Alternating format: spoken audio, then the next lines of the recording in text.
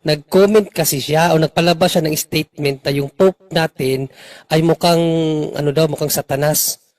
At dahil doon sa ginawa niya, uh, ang daming mga bad na comments din laban sa kanya. Kami po nasaktan tapos hindi po ako makalabas kasi ano po, lagi na lang nila akong pinagsisisi, ganon. Mm, Ngayon ko lang nalaman, tapos ang bait-bait pala ng Santo Papa. Yun, si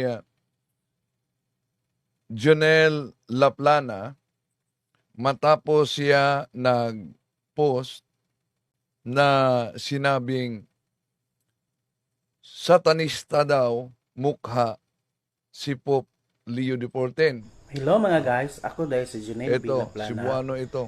taga Binit, Malitbog, Southern Leyte. Sabi niya, ah, Hello mga may guys, ako dahil si Junel B. pagkasatanism Laplana, ning taga Binit, dagwaya, Malitbog, Southern Leyte. mag-amping ta. Oh. Mukhang satanism daw si Pope Leo XIII, kaya mag-ingat tayo. At dahil dyan, nag-viral yung comment niya. Ang daming mga nagko-comment din, nagko-komento. Oh, grabe, no? Kaya sabi niya, di na daw umano siya basta-basta makalabas sa kanilang bahay. At siya ang pinagsisisi sa naunang post niya. At dahil dito, habang naka-live ako sa hapon, nag-comment siya at humingi ng paumanhin sa kanyang sinabi. Kaya inanyayahan natin siya papasok sa punto por punto at pumasok talaga siya at nag-public apology.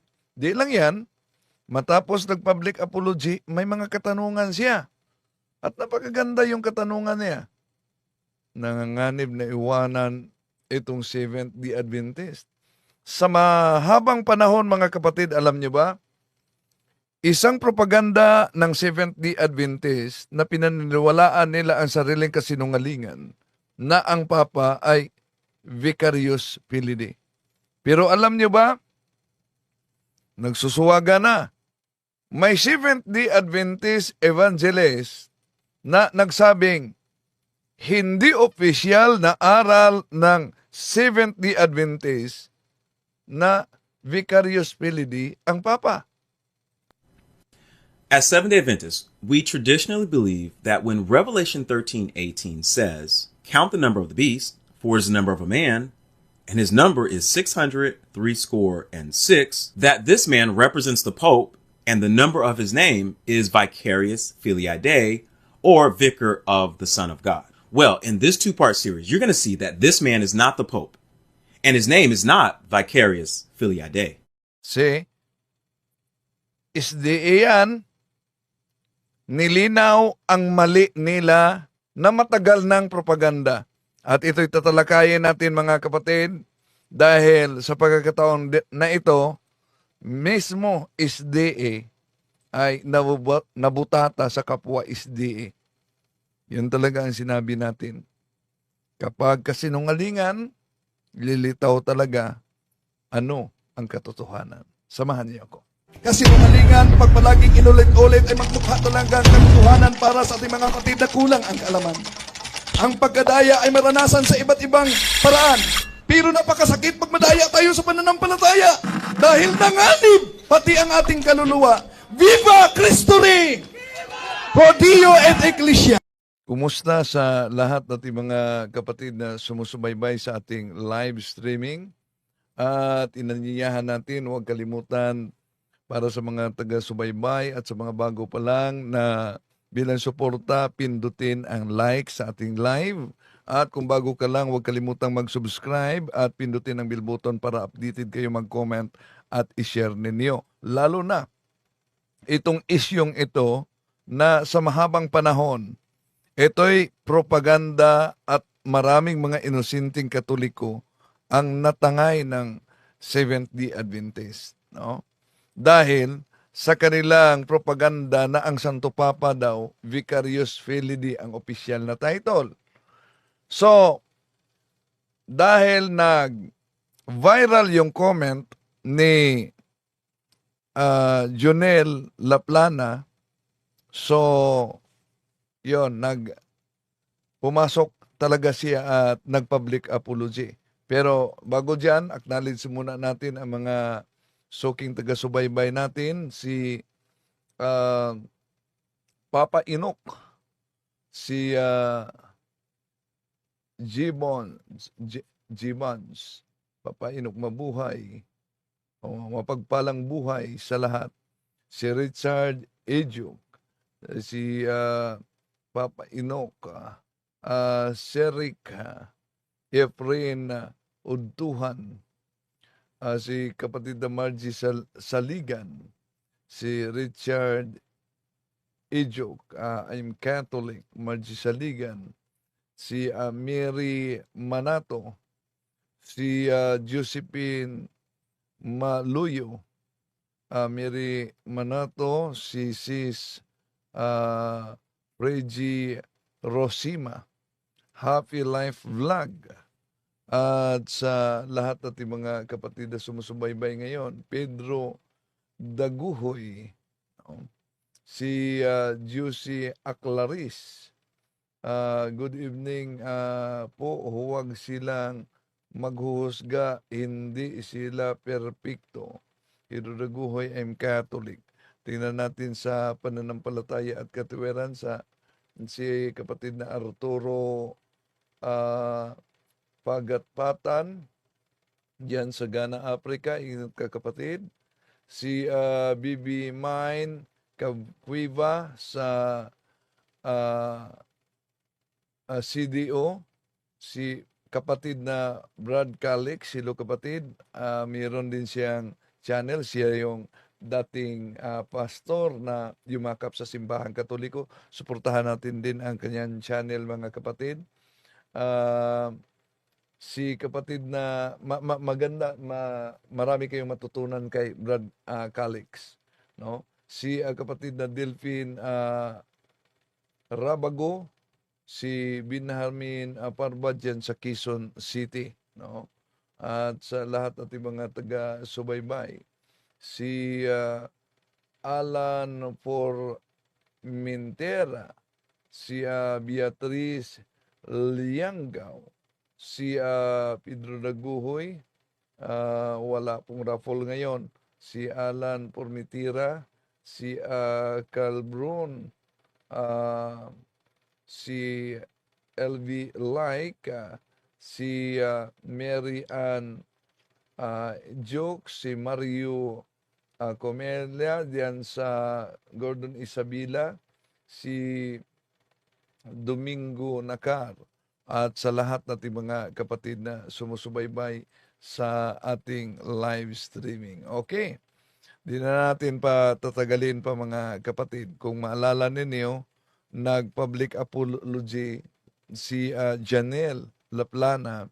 Pumasok talaga siya, at hindi lang yan, dahil sa sinabi niyang post na nag-viral, ito, Hello mga guys, ako may guys si Junel Di Laplana, pagka-satanism, taga Binit, maning Malitbog, Southern dagwaya, Leyte. magamping ta. No. So, ang mukha daw ni Pope Leo XIII may pagkasatanista, kaya mag-ingat tayo. Yung post na yan, nag-viral talaga. Ito, galing sa post ni Bro Paul Alima, at sinishare ko, ito din, na nag-viral talaga, no?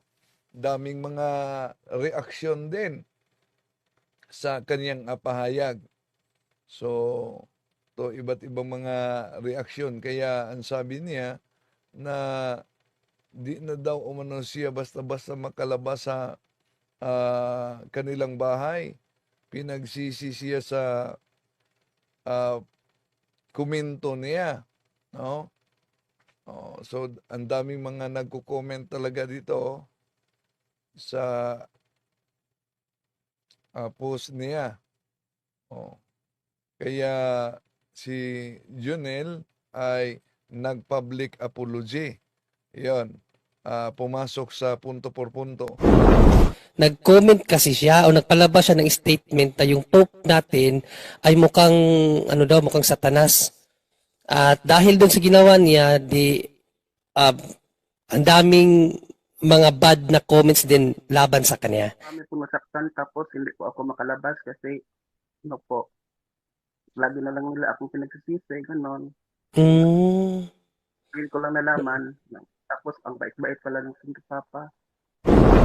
And then, nakiusap siya na pwede ba umano siyang magtanong.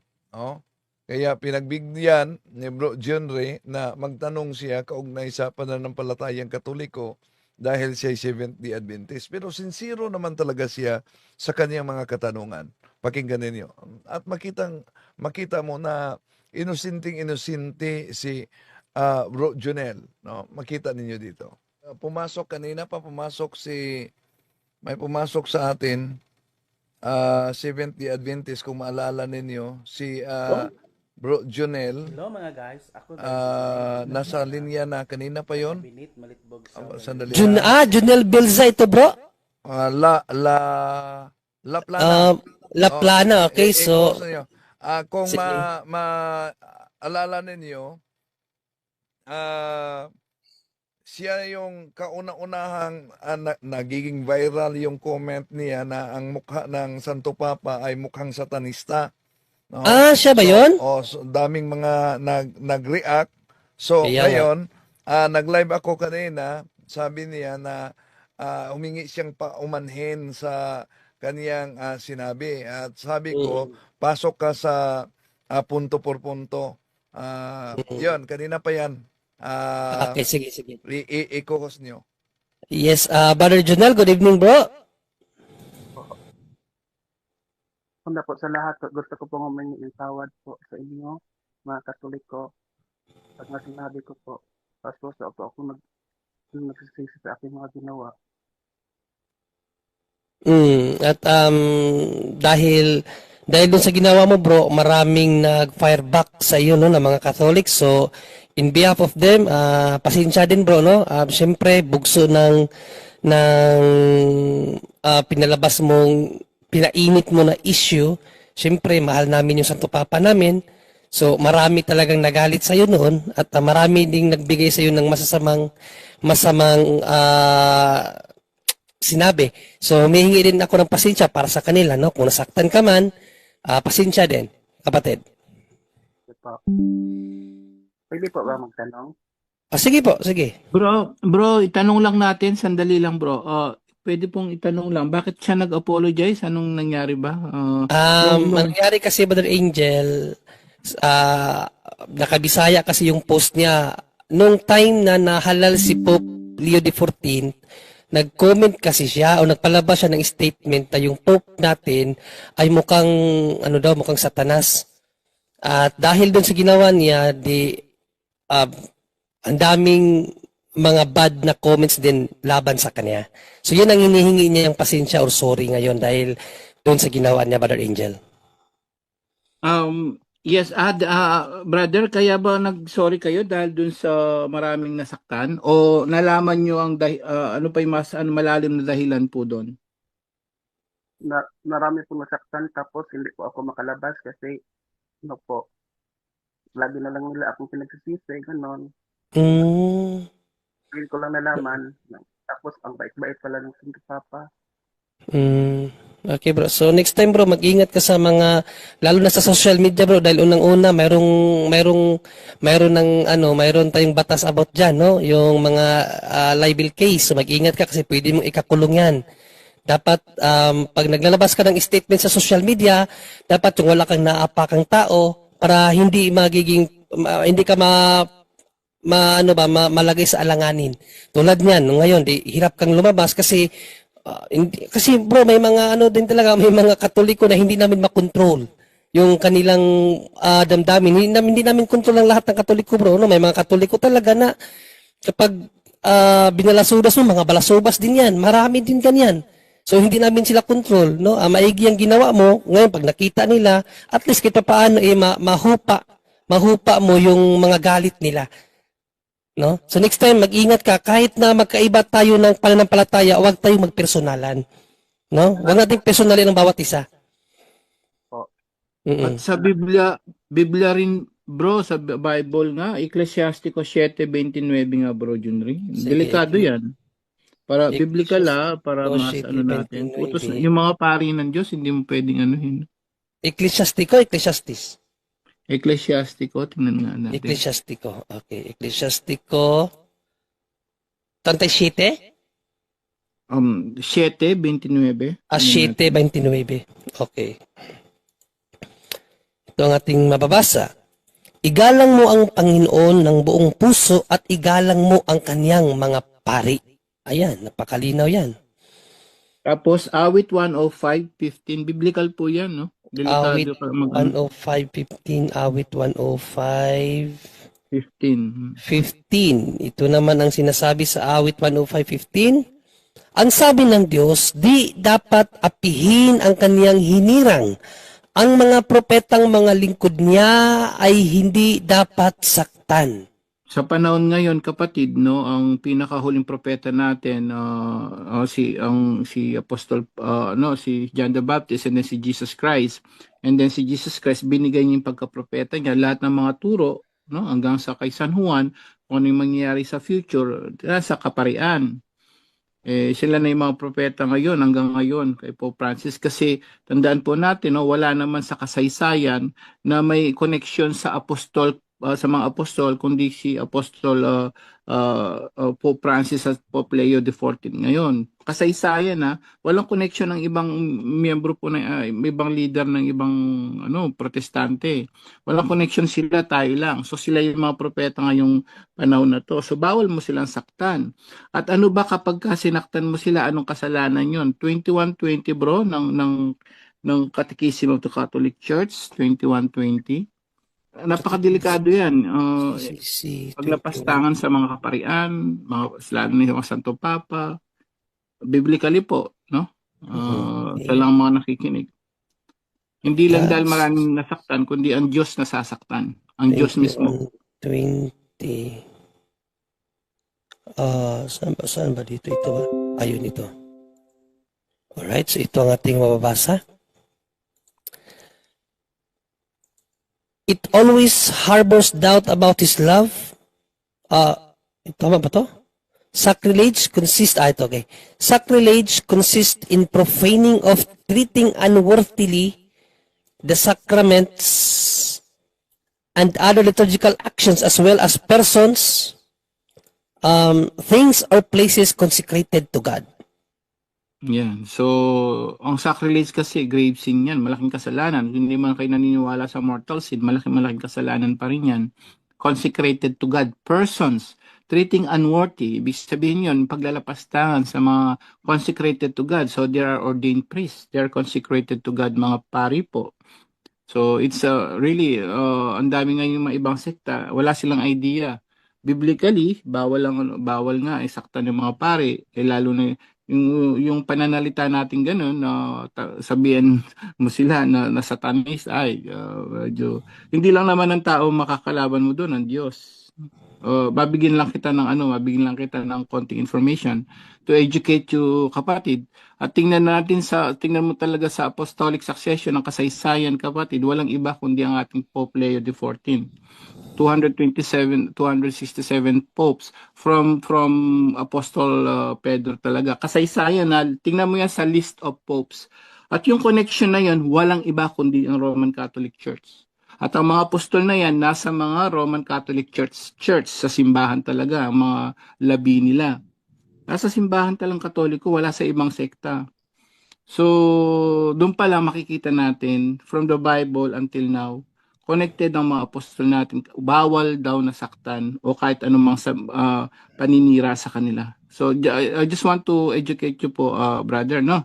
So, maraming salamat po sa pag-apologize. Apologize accepted po. Sige, bro Junri. Yes, okay, Brother Junel. Go ahead, bro. Tanungan po ako, Sige po, bro. ang tungkol po sa Sabat, ano po ba talagang tunay na Sabat? Sabado o Linggo? Bro, ganito no, ang Kristiyano bro, ang sabat ng Kristiyano talaga, linggo na yan. Hindi na yan Sabado. No, dahil unang-una bro, kung babasahin natin ang pahayag ni Apostol na Pablo, no, yung mga batas na ibinigay kay Moises hanggang sa panahon na lang yun ng ating Panginoong Jesucristo. Okay, basahin natin sa Galatia 3, Galatia 3,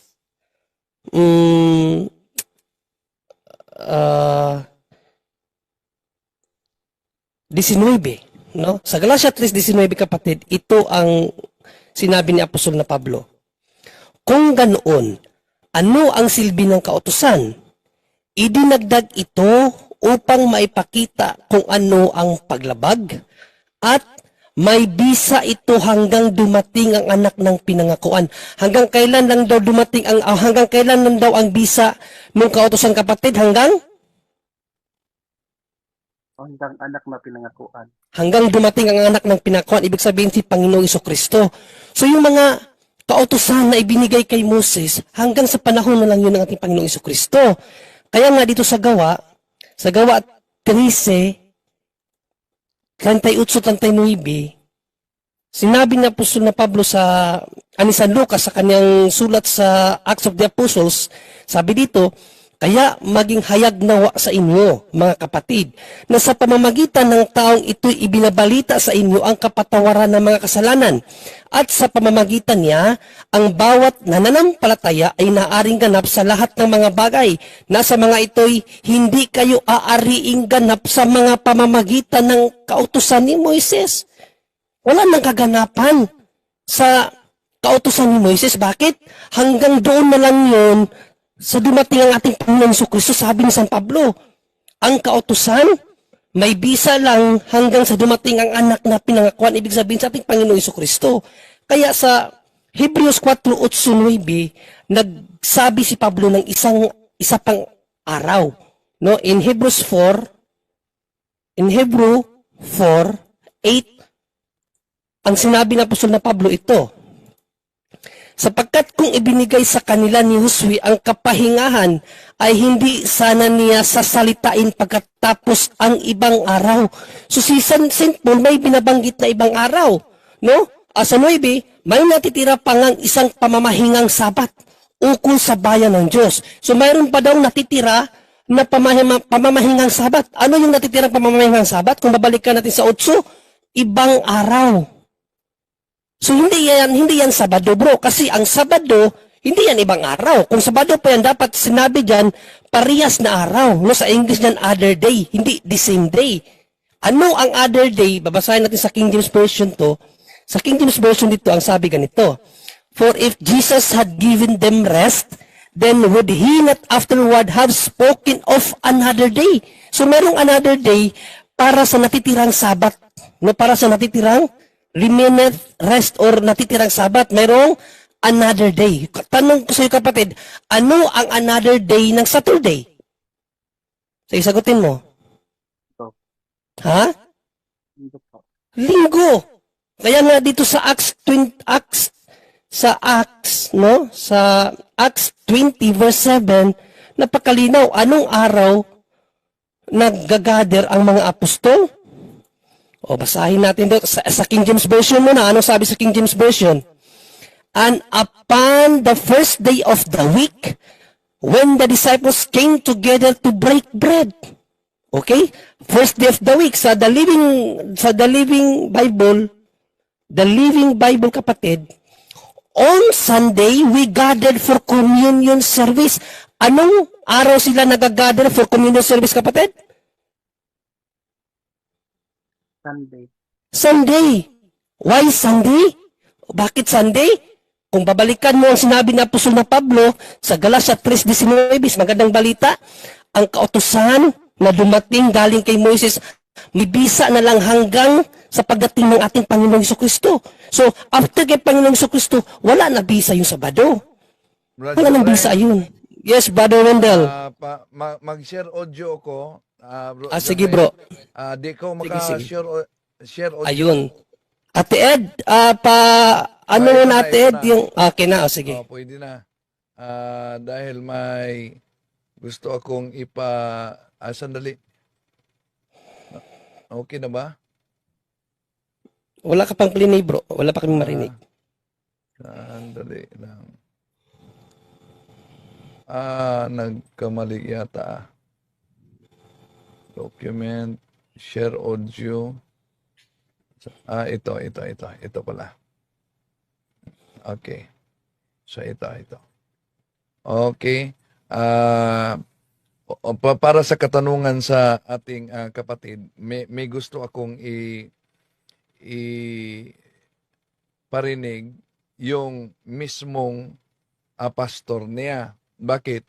Sa aklat ninyo na The Almost Forgotten Day by Mark Finley, ito ang sabi sa pahina 95. Mabasa, kung may kopya ka, mabasa yan. Makita ninyo. Does the New Testament teach that the disciples worshipped on the first day of the week? Answer. It is often stated that the disciples and the early church kept the first day of the week holy in honor of the resurrection of Christ. Now, kahit sa libro ng Seventh-day Adventist, nilinaw na Sunday was kept holy from the time of the apostles. Paano ito pinasinungalingan ni Pastor SDA Pastor Dison?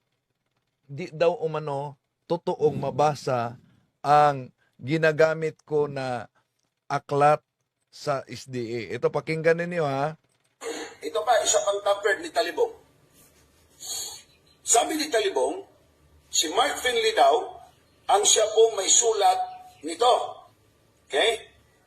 sabi daw ni Mark Finley, does the New Testament teach that the disciples worship on the first day of the week? Sabi ni Mark Finley daw yan. Sagot din daw ni Mark Finley, ito, it is often stated that the disciples and the early church kept the first day of the week holy in honor of the resurrection of Christ.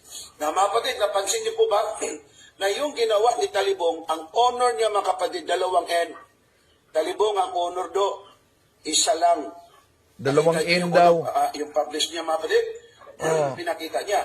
Sabi ko, tampered. Bakit? Kasi pati spelling, mali-mali.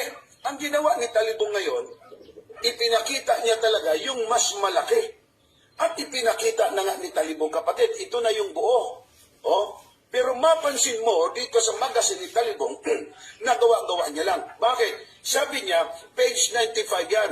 Ito yung mga kapatid, page 95. Pero kamanga-manga, nasa magazine na ito, or sa librong ito, nasabi niya kay Mark Finley daw ito galing, kay Mark Finley daw ito, pero si Talibong ang picture na nandito. Mapansin niya mga kapatid, mga kaibigan? Yan. Ang ginawa niya, nag-screenshot siya sa aking channel. Natural, sa channel ko, merong marker na yung naghawak ako ng cross. Pero, gusto niyang ipalitaw na tampered ang ginamit ko na aklat. Pero, paano ngayon? Bakit? Ibinasa yan ng kasama niyang pastor, si Pastor Bacalaris. Pakinggan ninyo. Ini pastor na amang sa libro sa SDA pastor by Mark Finley pastor. Unsa may gingon ni Martin Lake na Ang libro pastor, The Almost Forgotten Day by Mark Finley, page 95. Okay, page 95. O pastor. Basahan na ko ha. Nakuha na ang libro. 5, 6. Pastor, question and answer. Question and answer. Asa madani? Does the New Testament teach? Ano siya? Pastor, mauna. Okay, basahan na ko ha. Question. Does the New Testament teach that the disciples worship on the first day of the week? Na igibutang din nga pangutana. Answer. It is often stated. Meaning to say, may gagag it is often stated. Wala man yun nga nag-quote siya Biblia. Wala mag-ingon nga nag-quote siya og apostoles. It is often, meaning not all the time. Take note ha. It is often, but not all the time. Basa na ko ha? it is often stated that the disciples and the early church keep the first day of the week holy in honor of the resurrection of Christ. Antay ha? Yan. Ha? Oo. Ayun. It is often pagkatapos Not all the sinabi- time. Not all the Not all time. the time. Madalas Dapat na nga. mag-aral Oh. muna to sa ano, bro. Ha? Ano ba yung it is often? Madalas. Madalas nga. Pero gusto pang lulusot. Ha? Palang sablay not all na. the time. Pero ang punto dito ay ganito. Nabasa ko na kahit sa kanilang aklat, malinaw ang sinabi. No? Malinaw ang sinabi ng kanilang aklat. Thus the New Testament teaches that the disciples worshipped on the first day of the week. Answer. It is often stated that the disciples and the early church kept the first day of the week holy in honor of the resurrection of Christ. Anong sabi ng isang pastor? Ang sabi ng isang pastor, tampered. Sinampered ko daw. Meron siyang paliwanag. Para lang to establish doubt. Ang palusot, tampered. Paano niya i-reconcile yung sinabi niyang tampered dahil di daw mabasa sa tunay na aklat nila, binasa sa kasama niyang pastor. No, sablay. Yan. Nandyan sa kanilang aklat yan. Balik sa inyo, bro. Ayun, maraming salamat, Brother Wendell. So, bro, Janelle? Opo. Yes, bro. So, ano ang tingin mo na yung dalawa mong pastor na pinaniwalaan niyo, sikat na mga pastor niyo, nagkakontra ng pahayag. Yung isa, hindi daw sinulat, pero yung isa, binasa pa niya. Ano sa tingin mo kaya yung ganun? Mali-mali pa grammar, bro. Ano ba? Mag-isip-isip ka. Sinabi na nga doon sa libro niyo na often, tapos sabihin pa na hindi daw madalas. Madalas na nga often nga madalas nga Mali na kagad. Bro Janelle? Ang alam mo bro, ang ma-advise ko sa iyo no, kasi tandaan mo palagi bro na yung Sabat, kasi yung tanong mo sa Sabat, ibinigay yun na kautusan para sa mga Hudiyo, hindi sa mga Kristiyano. Yan ang palagi mong isipin. Tandaan mo, hindi ka Hudiyo, hindi kayo Hudiyo, bakit kayo magpaka-Hudiyo? Alam mo ba na ang sino mang nagpasailalim pa sa mga batas ng Hudiyo ay nasa ilalim ng sumpa? Sabi ni San Pablo. Kung babasahin mo ang Galacia bro, 3, ang mga, kaya nga tayo tinubos no? Sa Galacia 3:11, babasahin ko siya para maunawaan mo, no? Para makalabas ka dyan sa paniniwala na man-made lang yan. Man-made lang yan, bro. Ginawa lang yan ni Ellen G. White. Before sa panahon ni Ellen G. White, bro, walang nagsasabat ng Saturday. Kasi kahit si Ellen G. White, yung sabat nila noon, Sunday.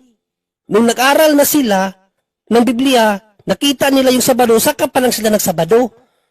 Pero before that time na nagpakapropeta siya, Sunday yung sabat nila. Kumakain pa nga sila ng baboy. Nasa aklat niyan. Nabago lang yung pananaw nila nung nag-aral sila ng Bible. Bakit nabago yung pananaw nila? Kasi wala silang tagapagturo.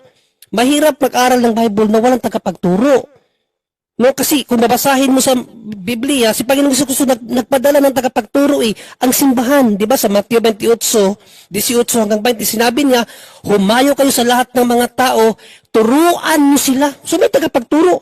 Turuan niyo sila sa mga itinuro ko sa inyo. Sino yun? Si Ellen G. White ba yun? Hindi. Ang simbahan yun. Wala pa si Ellen G. White. Andyan na ang simbahan.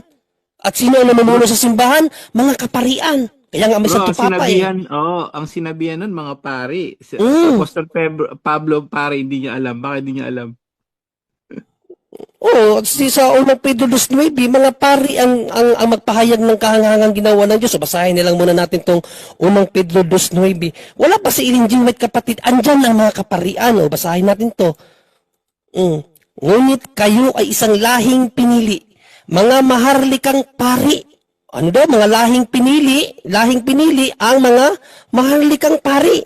Isang bansang hinirang, bayang pag-aari ng Diyos, pinili upang magpahayag ng mga kahangahangang ginawa niya. Mga pari ang binigyan ng task, no, ng Diyos na gumawa sa mga pagpapahayag sa lahat ng ginawa ng Diyos. So paano mangyaring si Ellen G. White?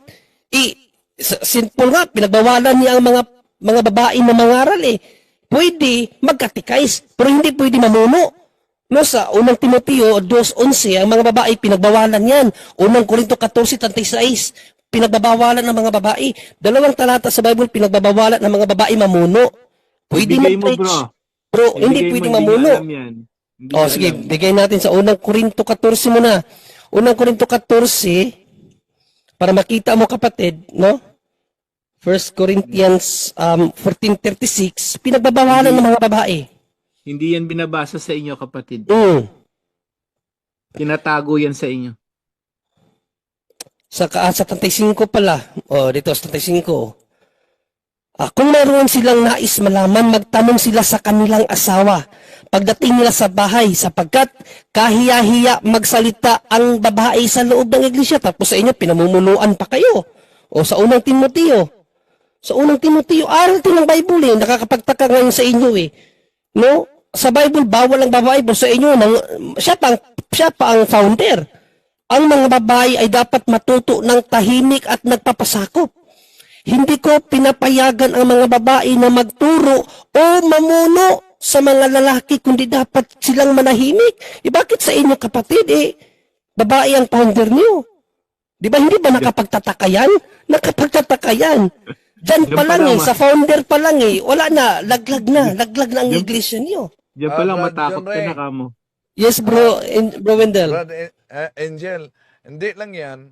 Alam nyo ba, binasa Cebuano ni Pastor Calares. Hindi, si Villa, Sarito.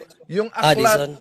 aklat nila, at tinagalog pa niya, Cebuano ha, binasa nila Dakong Away na aklat kung saan mabasa na si Ellen Goldwhite isa sa mga bulaang mga ngaral. Pakinggan ninyo ito.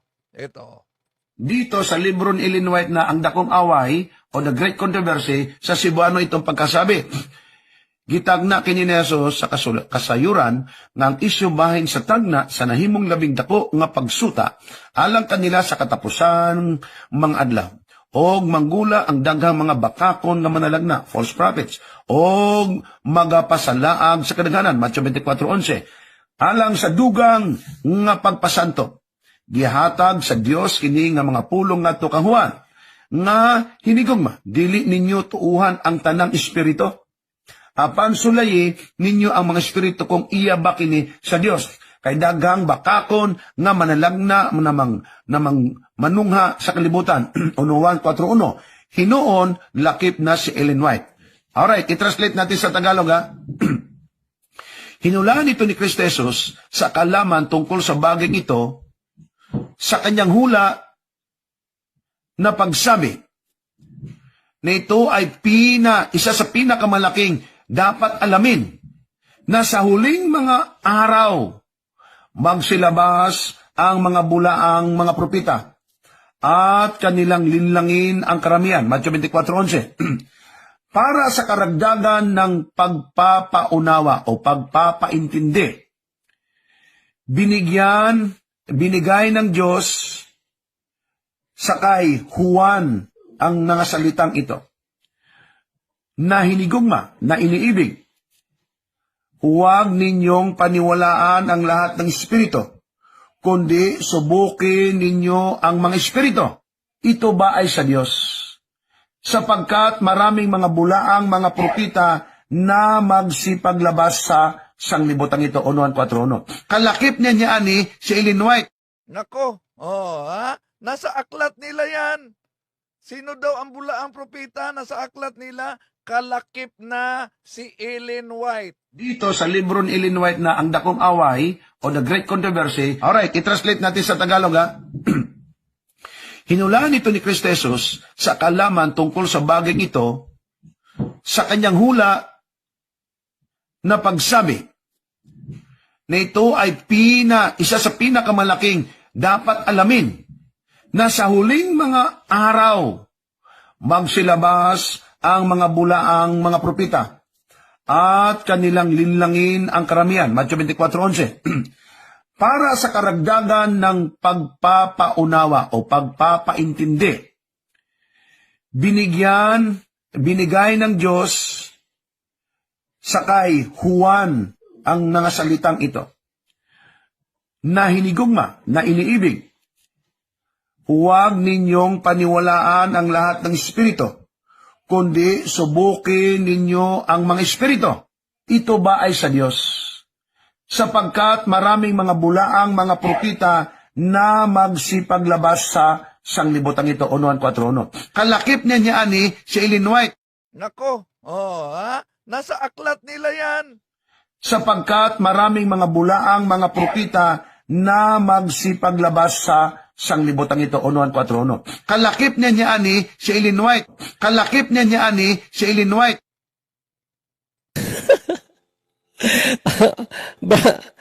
Brother Jonel? Salamat po. Kasi di ba nagtanong ka kasi kaganina ano talaga ang tunay na Sabat. So pinaliwanagan ka namin. Based sa narinig mo. Based sa narinig mo, Brother Jonel. Sa tingin ba tama ba yung pinaliwanag namin sa iyo o mali? Ibiblia naman 'yon. Po, ganyan ko po na ano na kasi na ano yung ano nyo.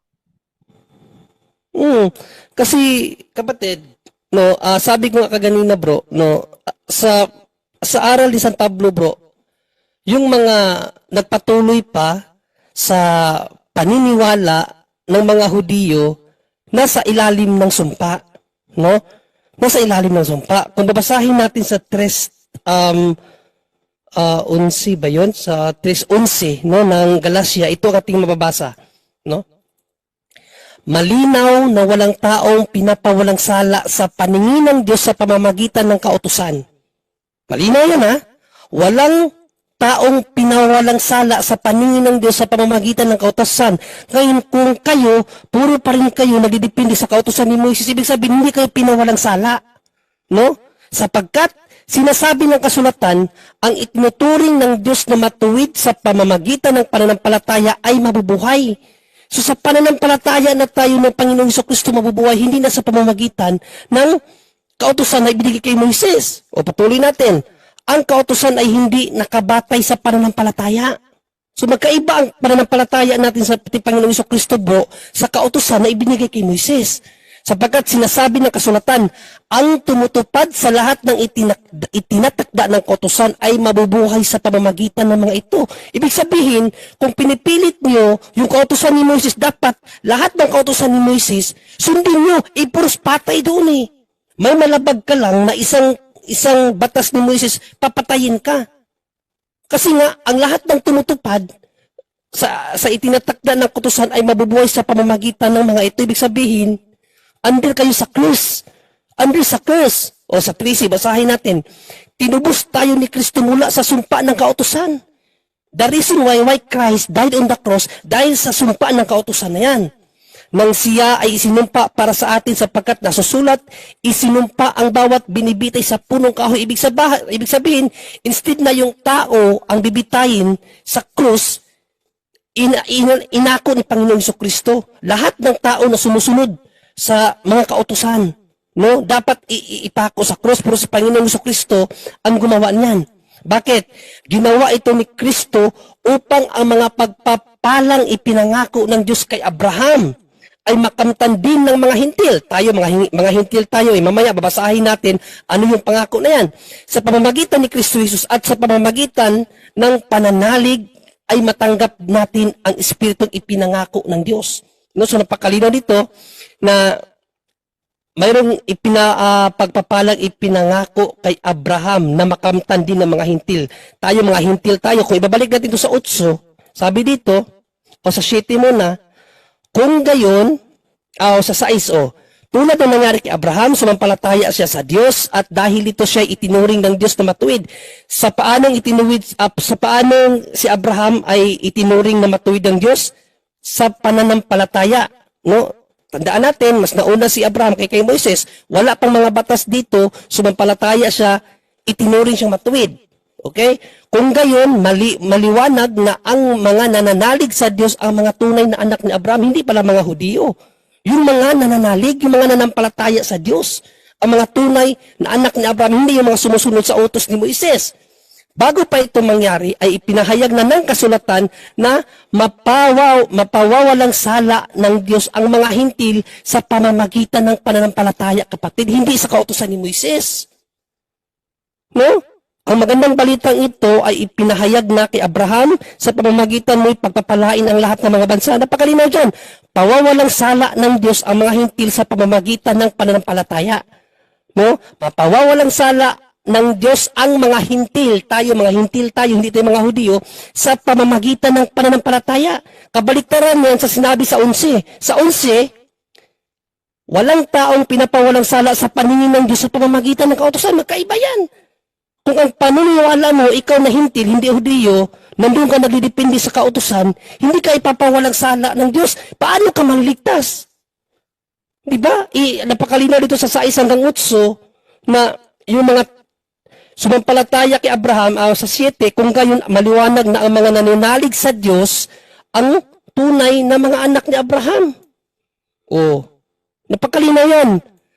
Ipinahayag ng kasultan na pawawalang sala ng Diyos ang mga hintil sa pamamagitan ng pananampalataya, kapatid. No? Kaya nga sa 19, sabi uli sa 19, ano ang silbi ng kautusan?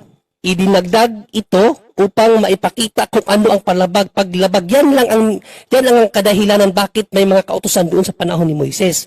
Para maipakita kung ano ang mga paglabag. At may hangganan eh. Kailan ang hangganan?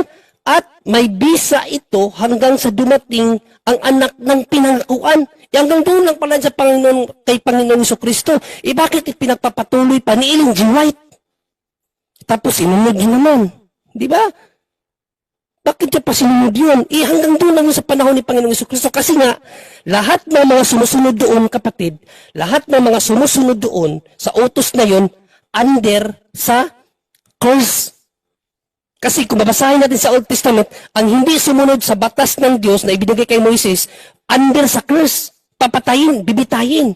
Nasa sa Deuteronomy, nakalimutan ko lang yung talata, sa 67 yata, sa 67, sa 62, na kapag hindi sumunod sa kautusan ng Diyos na ibinigay kay Moises, papatayin. Kaya ang under sa curse. Yan ang nagpakamatay ang Panginoong Jesucristo para mawala yung curse na yun eh. So lahat ng mga alituntunin na ibinigay kay Moises, pinawalang sala na yun, pinawalang halaga na yun sa pagkamatay ng ating Panginoong Jesucristo sa krus. Saan mababasa? Kolosas, basahin natin sa Kolosas.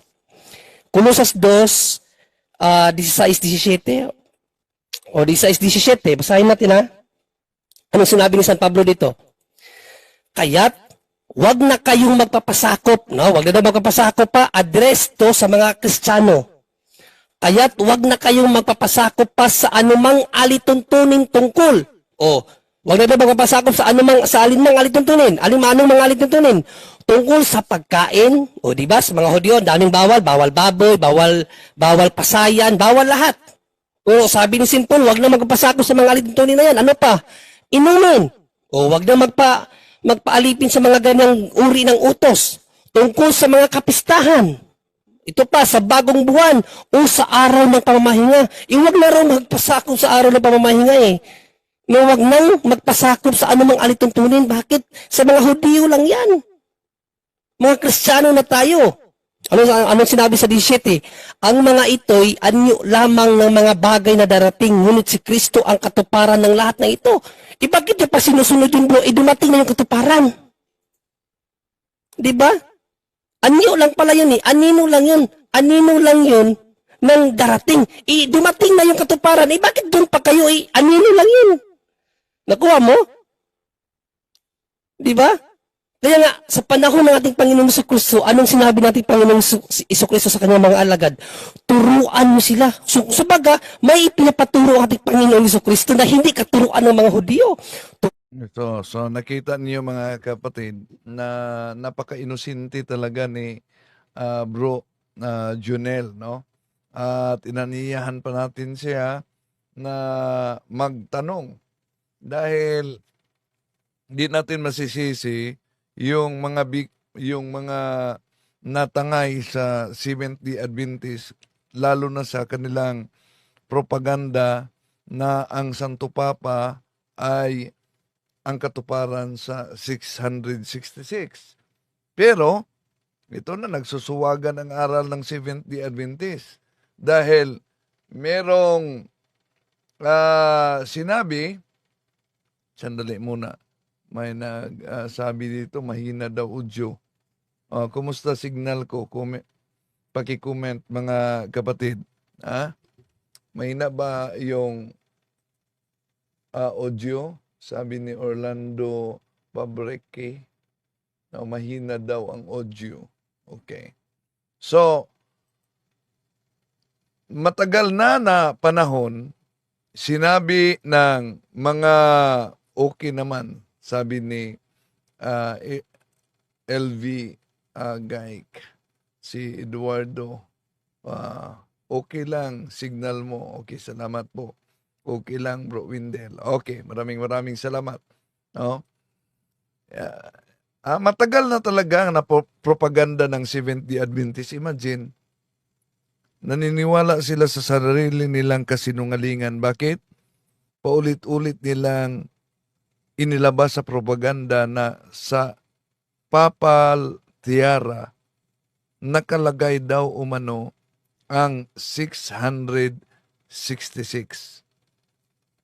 Pero, isang pandaraya pala ng SDA yan dahil inaamin naman nila na sila lang ang naglagay ng Vicarious Filii sa tiara.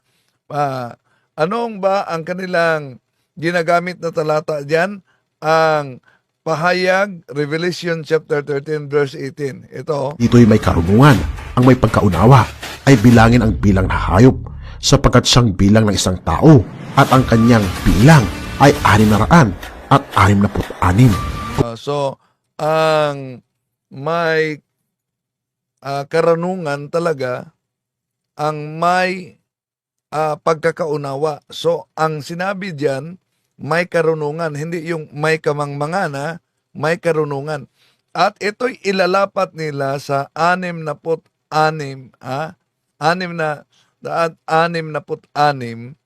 mga kapatid, sa Vicarious Filii. Pero sila mismo ang nasupalpal dahil inaamin nila na tampered pala yung tiara. Pero dito, pinalitaw talaga dito na sa tiara ng Santo Papa nakalagay ang Vicarious Filii. Kung inyong makikita mga kaibigan, ito ay bilang ng pangalan mga kaibigan.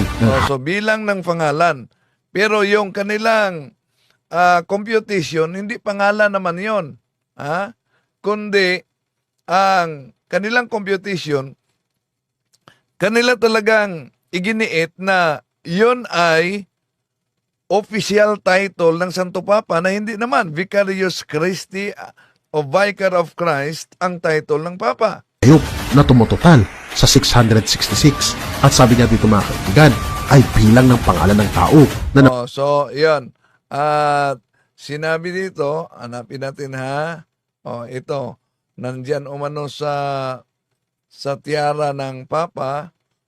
Ito. Filii. Ibig sabihin mga kaibigan, siya ang substitute ng anak ng Diyos dito sa lupa. Very interesting mga kaibigan na term ito sapagkat ito rin mga kaibigan ay tumutukoy sa Antikristo sa Greek.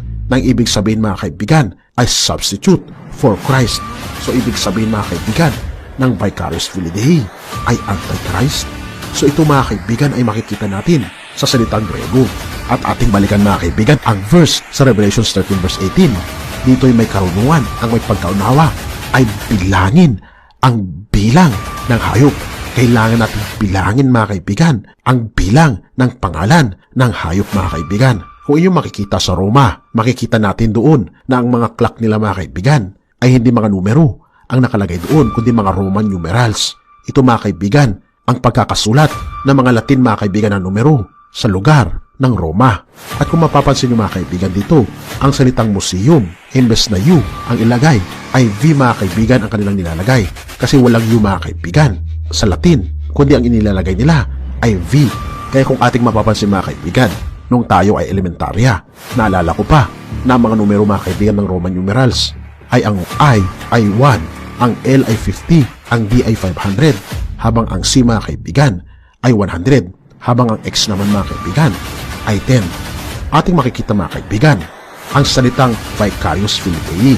Atin ito makikita mga kaibigan sa korona ng Papa. Ang pagkakalagay mga kaibigan ito ay Vicarious Filii. Yan. Pinandindigan talaga ng Seventh-day Adventist na makita daw sa korona ng Papa.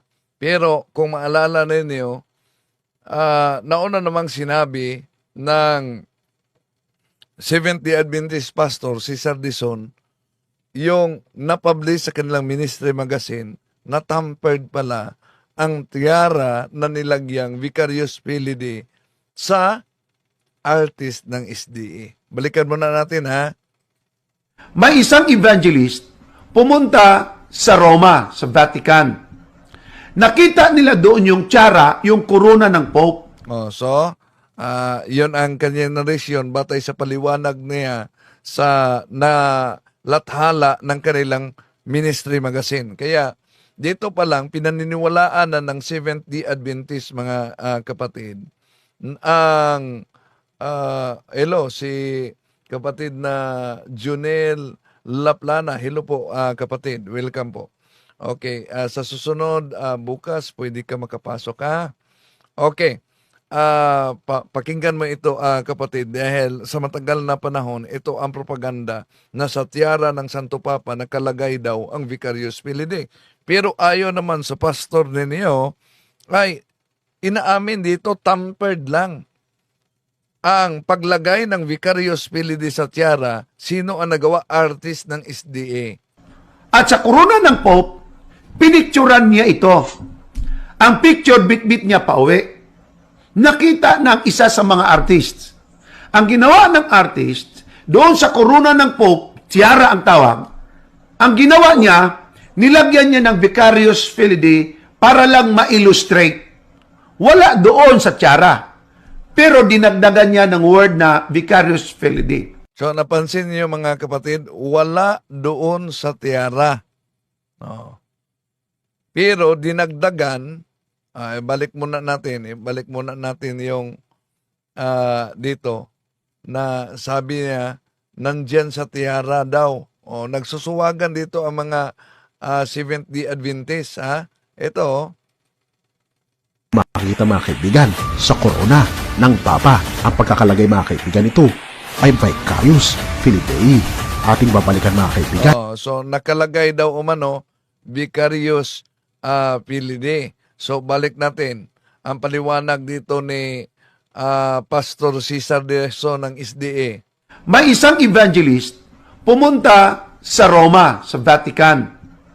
Nakita nila doon yung tiara, yung korona ng Pope. At sa korona ng Pope, pinicturan niya ito. Ang picture bit-bit niya pa uwi.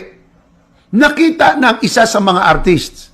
Ang ginawa ng artist, doon sa korona ng Pope, tiara ang tawag, ang ginawa niya, nilagyan niya ng Vicarious Filii para lang ma-illustrate.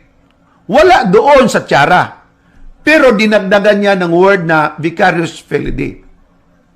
Ngayon, ito pong picture na ito, nilagay sa query column. Question and answer ito sa Mystery Magazine. Ang tanong, meron bang original picture sa tiara ng Pope na merong Vicarious Filii?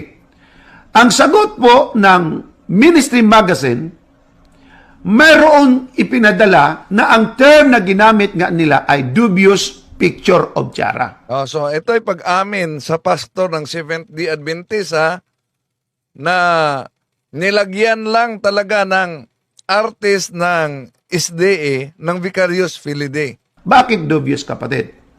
Ang kwento ganito. Years ago, merong isang evangelist nag-secure ng pictures of tiaras of the Pope. Ang ginawa ng artist nito, number 4, inattempt niya, ginawa talaga niya. Nag-re-illustrate siya. Yun ang purpose niya. Na merong pangalang Vicarious Filii. Just for illustration. Pero sa pag-illustrate niya, di nagustuhan ng General Conference o ng magazine. Kasi ang picture altered. Anong ibig sabihin ng altered? Dinagdagan. Hindi na yung original, na bago ngayon. Sinadmit niya ito. Ang ginawa ng magazine, ng Ministry Magazine, I would say, nagkaroon sila ng personal examination sa tiara, picture. Kanilang dinesisyonan, failed ito. Hindi. Na ngayon, hindi natin yan inilalayo, mga kapatid, mga kaibigan. So, Hindi malinaw po natin ang yan pag-amin itinatanggi. dito ng Seventh-day Adventist, mga kapatid, na nilagyan lang talaga nila. Pero yung propaganda na yan na nilagyan nila ng Vicarious Filii, na hindi naman talaga yan ang titulo ng Santo Papa, Vicarious Filii, Vicar of the Son of God, kundi Vicarious Christi, Vicar of Christ. At maliban dyan, malinaw ang pahayag sa Revelation chapter 13 verse 18 na kailangan umano ng pag-unawa dahil ang numero 666 ay tumutukoy sa pangalan ng tao. Ang Vicarious Filii, hindi yan pangalan ng tao. Pero alam nyo ba, si Ellen Goldwhite na founder ng Seventh-day Adventist, mga kapatid, alam nyo ba na ang kanyang pangalan talaga ay lalabas na Vicarious, lalabas na 666. Ito ang inilabas ng Seventh-day Adventist. Oh. Ito ang inilabas nila na tiara. May nakaukit na Vicarious Filii. Pero sa isang banda naman, sa kanilang program, ito, pinakita nila ang isang tiara na wala namang Vicarious Filii.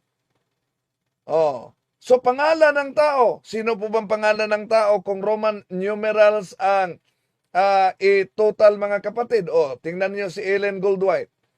Ang dalawang L, 50. So, therefore, 50 bawat L, 100 na yan. Yo, sabi nila, equivalent of V, then 5. L, dahil Ellen Goldwhite, 50. D, 500. W, dalawang yo. O, D, 10. I, o 1. So therefore, ang total, 666, pangalan ng tao yan. O, ngayon, paano nila susuwagin itong isa namang mga ngaral ng Seventh-day Adventist na nagsabi na ang Vicarious Filii talaga, hindi ang Papa, ang 166, hindi ang Papa. Oh, kaya nagsusuwagan ang aral ng SDA dito. Asan? Asan ba sinabi, mga kapatid? Ito, pakinggan ninyo. Ito. As Seventh-day Adventists, we traditionally believe that when So, anong sabi niya? Bilang Seventh-day Adventist, tradisyon na umano nilang pinaniniwalaan, akala ko ba walang tradisyon sila? Revelation 13:18 says, "Count the number of the beast, for it is the number of a man, and his number is 666, that this man represents the Pope, and the number of his name is Vicarious Filii Dei, or Vicar of the Son of God." Well, in this two-part series, you're going to see that this man is not the Pope, and his So, Seventh-day Adventist ito, ha?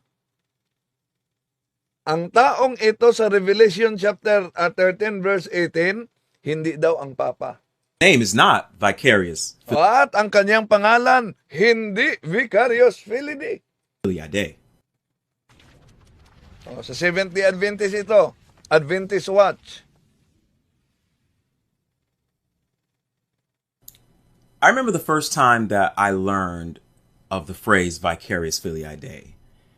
And when the preacher presented how he calculated the number 666 from the phrase Vicarious Filii Dei, I was thinking to myself, wow, that's amazing. I can also remember looking at websites that showed the Vicarious Filii Dei name or title being used back in the earlier centuries. And to me, this was the smoking gun. This was proof that Vicarious Filii Dei was, in fact, the title of the Pope, and it was, in fact, the name that John the Revelator was talking about in Revelation 13. Now, I want you to fast forward several years later, and there came a time that I was doing a presentation for my own church, and the presentation was going to be on the books of Daniel and Revelation. Now, in this presentation or in this gathering that was going to occur, there were going to be people from the community, and obviously they were going to be non-Adventists. So in this presentation, I decided that I wanted to present the meaning of 666. I thought to myself, if I'm doing a presentation on Daniel and Revelation, So sa Seventh-day Adventist ito ha, malinaw yung sinabi na ang Papa hindi ang 666, ang Papa hindi pangalan Vicarius Filii. how am I going to present Revelation without going into, 666? So I decided that I was going to present this to this non-Adventist audience, this number 666 and the meaning, this vicarious filii Dei meaning that I had learned several years earlier, thinking to myself that I'm going to wow the audience once they see the truth Ayan ha. Malinaw ang sabi niya. of this number 666. So I began writing my notes for this presentation, and I began writing about how the popes ruled in the Dark Ages, and they wore a crown, or some people say a tiara, and there was a Roman phrase on this tiara, and it had the name Vicarious Filii Dei on it, meaning Vicar of the Son of God. And I began to write down how this wording, how this phrase would represent the number 666. But a problem began to develop as I was typing these notes. Seventh-day Adventist ito mga kapatid ha. Kaya nga, matagal na sa kanilang mga aklat na sinabing Vicarius Filii tumutukoy sa Santo Papa at 666.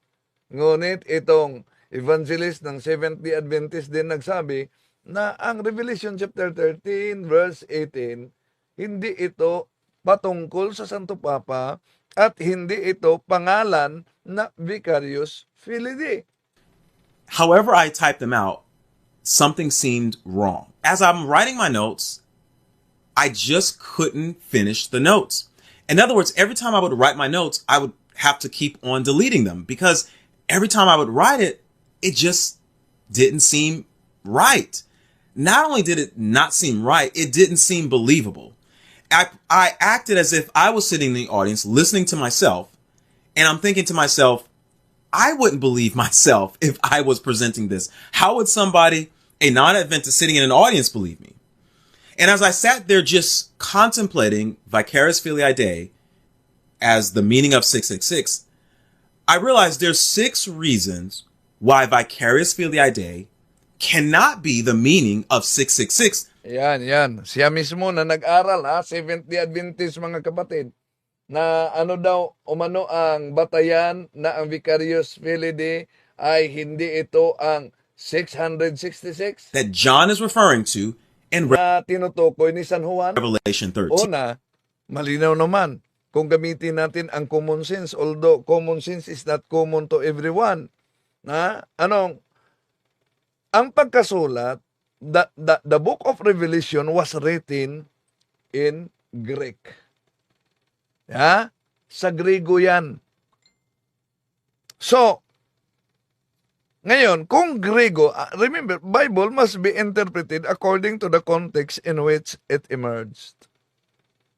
Kung Griego ang pagkasulat, bakit sa mga Seventh-day Adventist at mga anti-Catholic mga kapatid, ang kanilang calculation ay sa Latin? Diyan pa lang, palpak na. And I'm going to give you those 6 reasons right now. Reason number 1, just because an Adventist pioneer held a particular view doesn't mean that that view is true. To many of you, the mere suggestion that an Adventist pioneer can be wrong is almost blasphemous. I've even heard with my own ears Adventists say that we already were given all of prophecy. Why are we coming up with new views? The pioneers gave us everything that we need. Now, I don't want to insult anyone, but if you have this view of our pioneers, it is the incorrect view. Yan.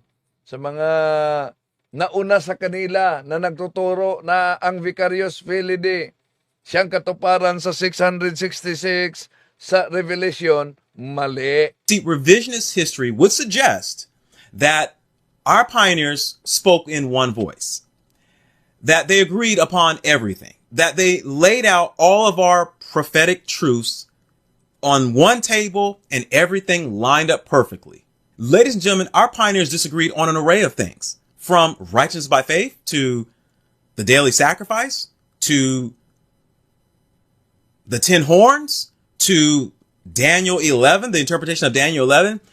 And that's just a few, ladies and gentlemen. They disagreed on an array of things. Yun ang resulta. Pag magiging tinatawag sa Cebuano Santa iyang interpretasyon, no? Iba't ibang interpretasyon dahil walang sariling dogma. At di na naman tayo magtaka kung bakit walang sariling dogma dahil wala silang sariling Biblia. Kaya iba't ibang interpretasyon.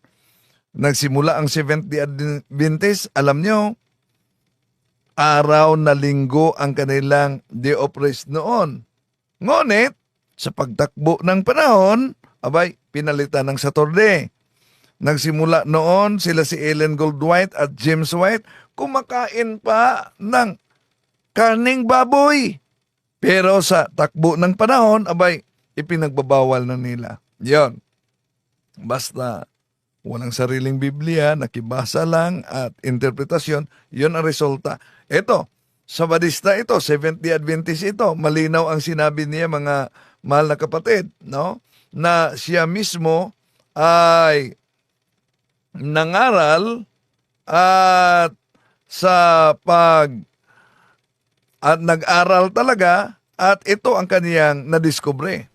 So to suggest that our pioneers all agreed and gave us in one voice everything that we need is just incorrect. And this is why I'm imploring you to stop just blindly following the pioneers just because they're Adventist pioneers. So ayan ha, galing na yan sa Seventh-day Adventist na huwag kayong magbulag-bulagan sa pagsunod sa mga nauna sa inyo dahil lang sila Seventh-day Adventist.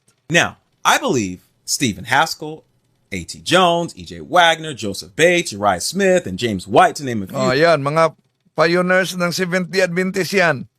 All had great truths that contributed to the belief system of the Seventh-day Adventist Church. But now the question remains, should we just simply take our pioneers at their word, or should we test their word against God's word? Ladies and gentlemen, I love our pioneers, and I love the rich history of this church. However, I love the truth even more. Reason number 2, Vicarious Filii Dei is not an official teaching of the Seventh-day Adventist Church. So, paano ninyo, yan, mga pastor ng Seventh-day Adventist na nanindigan sa kasinungalingan na ang Vicarious Filii Dei talaga ang katuparan sa 666 na sabi ng kasama niyong Seventh-day Adventist, the Vicarious Filii Dei is not the official teaching of the Seventh-day Adventist. So kinopya lang nila. Saan yung kinopya? Now, when I first learned about Vicarious Filii Dei, I just assumed that this teaching was established by the Seventh-day Adventist Church. However, it would be years later that I would learn that this view wasn't unique to Adventists, nor was it established by Adventists. In Leroy Froome's book, The Prophetic Faith of Our Fathers, Volume 2, page 606, he says that the idea of correlating 666 to Vicarious Filii Dei originated in the 17th century by a Protestant Christian author named Andreas Hellwig. And from what I gather, it appears that our Adventist pioneers adopted Andreas Hellwig teaching and yun pala. Ibang protestante ang nagturo na ang Vicarious Filii Dei ay tumutukoy sa Santo Papa at Vicarious Filii Dei, official na title ng Santo Papa, kinopya.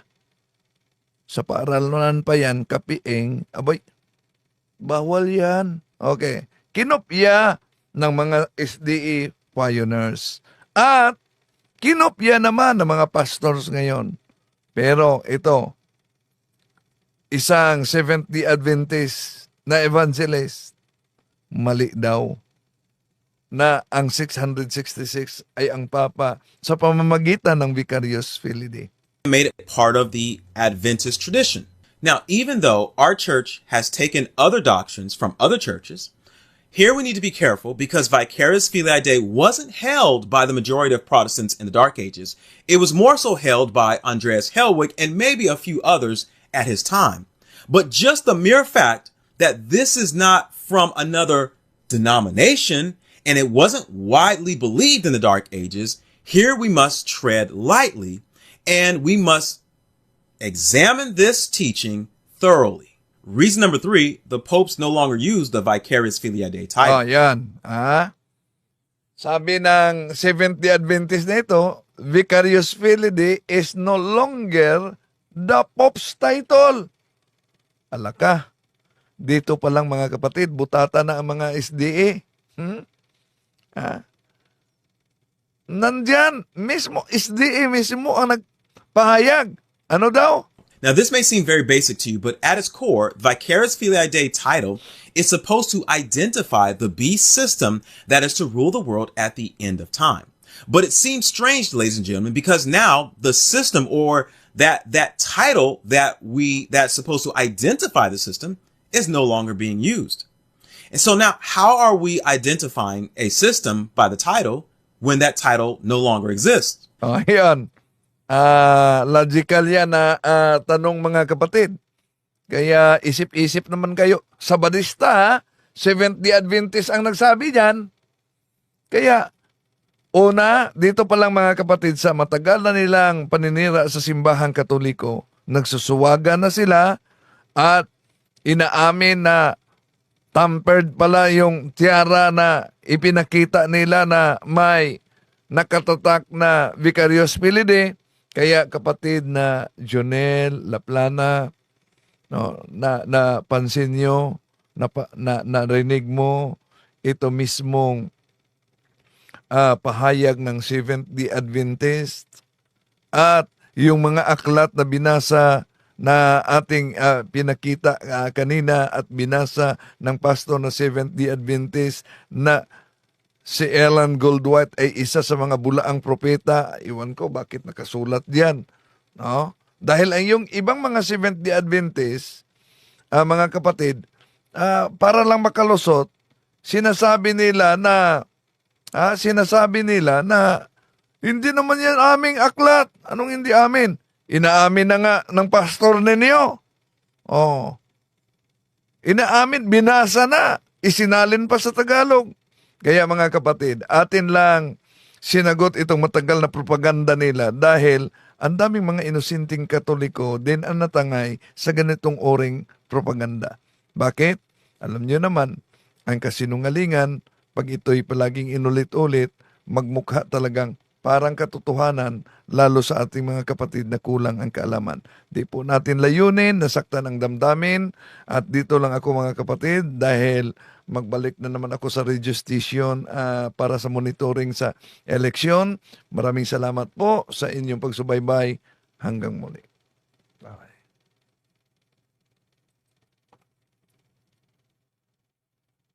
To make his message known is our responsibility. So here we are to pledge our lives to the Lord.